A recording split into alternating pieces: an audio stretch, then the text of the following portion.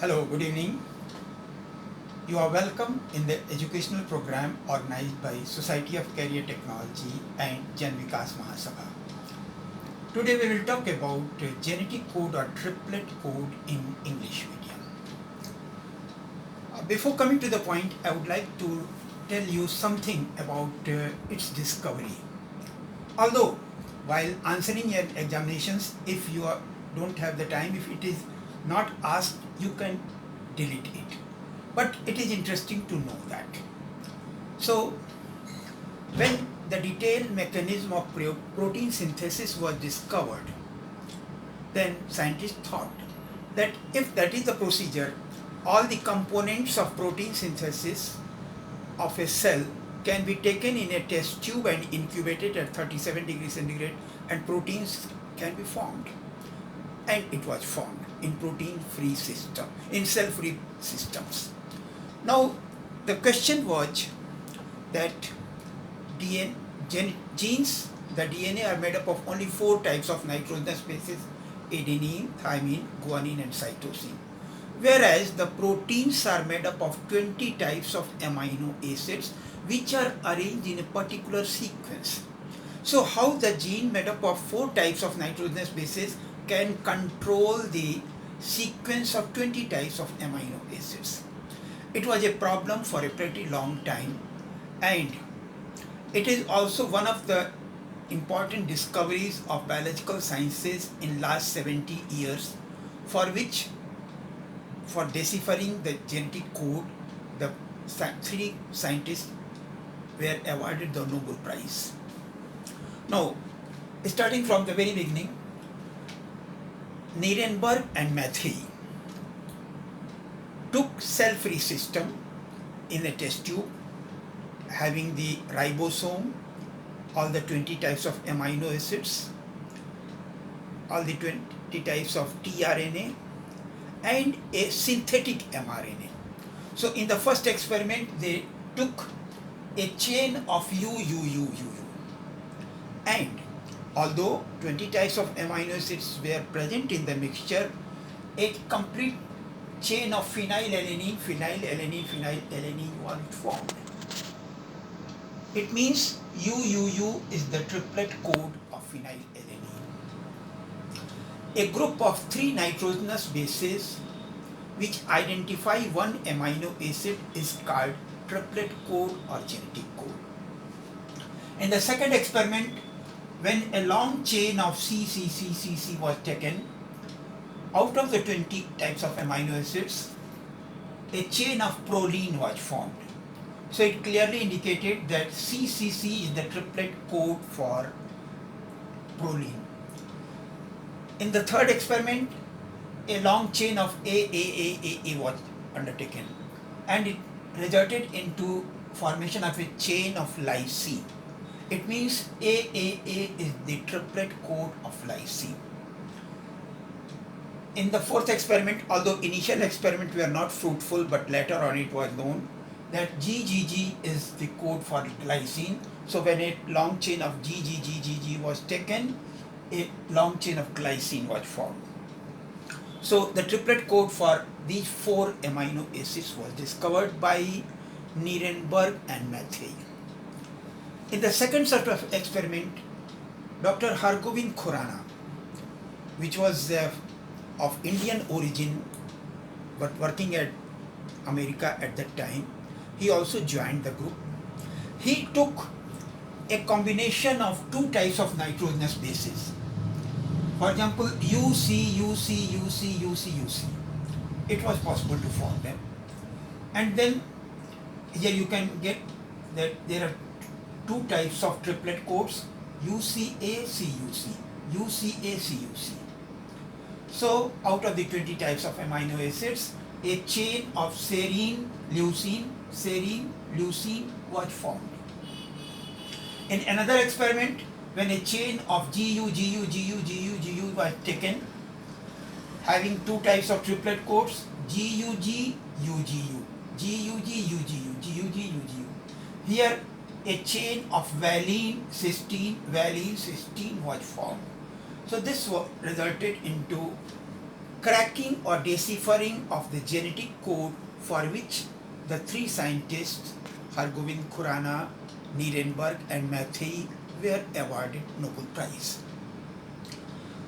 Genetic code have many properties. The first property of genetic code is that genetic code is universal. It means if UUU is the triplet code for phenylalanine, then if we talk about an amoeba, a rat, an elephant, a whale, a lion or a man or any plant, everywhere inside cell at the time of protein synthesis, the UUU will always identify the same amino acid, phenylalanine, for which James T. Watson have written a very interesting complement that at the level of biochemical universals, there is little difference between cabbages and kings. Either we are talking about a cabbage or a king. In the cell of both cabbage and king, the UUU will identify the same phenylalanine. So it was a very good compliment given by James T. Watson that at the level of biochemical universals, there is little difference between cabbages and kings.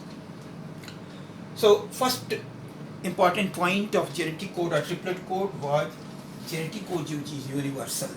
Second point was genetic code is degenerate.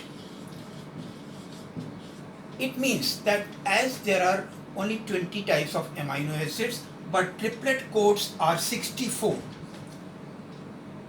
So sometimes one amino acid may be coded, may be identified by more than one triplet code. For example, for glycine, there may be GGG, GGC, GGA or GGU. There may be 4 types of triplet code for identifying same amino acid glycine. The third point was that genetic code is non-ambiguous. Non-ambiguous means, suppose we have 20 students in a class and we have 64 names. So will we keep same name for 2 different students? Obviously not. So non-ambiguity means that same triplet code does not identify more than one amino acid. A fourth important point was that genetic code is non-overlapping. It means, suppose in a long chain of mRNA, UAC, GAU, CGA, CGU. UAC identifies one amino acid, GAU identifies another amino acid, CGA another amino acid. So here, it is not possible that UAC identify one amino acid and again C is used along with GA, CGA for another amino acid. So same nucleotide is not used more than once. So it is called, the genetic code is non-overlapping. Similarly, another thing is code is commaless. Commaless means, suppose this is code for one amino acid, so one nucleotide is left. This is code for another amino acid, 2 nucleotides are left. This is the code for another amino acid. So some nucleotides are left in between, not participating in identification of amino acid. So it is also not possible. Then during protein synthesis, as you know, always first amino acid to be synthesized is formyl methionine in prokaryote and methionine in eukaryote. And for this, the triplet code is AUG. So AUG is called starting signal. Sometimes GUG also functions as a starting signal. But interesting thing is, If GUG is present in the beginning, it identifies formyl methionine or methionine. But if GUG is present in the middle of the chain of mRNA, then it identifies another amino acid. Similarly, one group is stop signal or nonsense codon. Out of 64 triplet code, 3 of them do not identify any amino acid. So they are functioning for stopping the protein synthesis. So they have a separate name also. UAA is called ochre, UAG is called umber, UGA is called opal. So this was about genetic code or triplet code. Triplet code, a group of 3 nitrogenous bases which identify one amino acid. But recently, some modifications, some exceptions were observed, and so the concept of triplet code or genetic code has been totally changed. So now let us talk about modern genetic code. So now let us talk about modern concept of genetic code. There are certain exceptions in the traditional concept of genetic code or triplet code.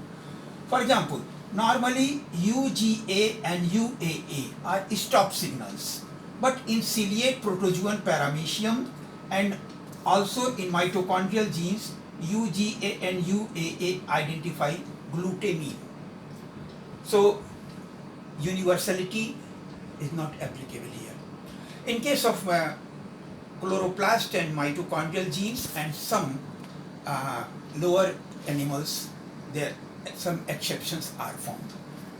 Similarly, in eukaryotes, nuclear gene AUA identifies isoleucine, but in human and yeast mitochondrial gene AUA recognizes methionine and formyl methionine. Similarly, UGA is a stop signal, but in mitochondria it identifies tryptophan. AGA is for arginine, but it is a stop signal in mitochondrial genes. Earlier, it was shown that same nucleotide cannot be repeated and triplet code is non-overlapping. But in 1974, an example of overlapping gene was found in 5x174 virus. Here, two genes, A and B, these are two different genes and they synthesize two different proteins. And these two genes are included in another gene, gene E. So sometimes in at least in 5x174 virus, it has been found that same stretch of mRNA may be responsible for formation of 2 or more than 2 types of proteins. Earlier, it was considered that genetic code is commaless, but in eukaryotes, in split genes, it has been found that in the genes we have certain intervening sequences or introns which are non-functional. It is interesting to know that in human genome, many part of genes are there which are non-functional. Rather, we don't know as yet what is their function. And the functional portions are called exons. So at the time of functioning, what happens that these introns are laterally budded off and removed, and remaining exons are attached with each other to form functional mRNA. This process is called splicing. One more interesting concept was given by F.H.C. Crick. He said that if 61 functional triplet codes are there, so for them, should we have 61 types of tRNA? It will increase unnecessary load of the cytoplasm. So he suggested that actually for the 20 types of amino acids, only 20 types of tRNA molecules are there in the cytoplasm, and if there are more than one triplet code for identifying same amino acid, it will be identified by the same tRNA. So they suggested that in tRNA, only first and second nucleotides are most important. Regarding third nitrogenous base, there is some flexibility. As you can see here, there are three triplets for same amino acid in mRNA: UCC, UCA. So here it combined with the same tRNA, IGC can bind here, C can bind here with C also, C can bind with A also. So this is called Wobbles hypothesis. And one more interesting point is there, that during last few years, many mutations were observed changing the nucleotide sequence, and they have also helped a lot in the study of triplet code or genetic code. So this much for the day. Thank you very much. Rest tomorrow about operon model. So tomorrow and day after tomorrow we will discuss operon model.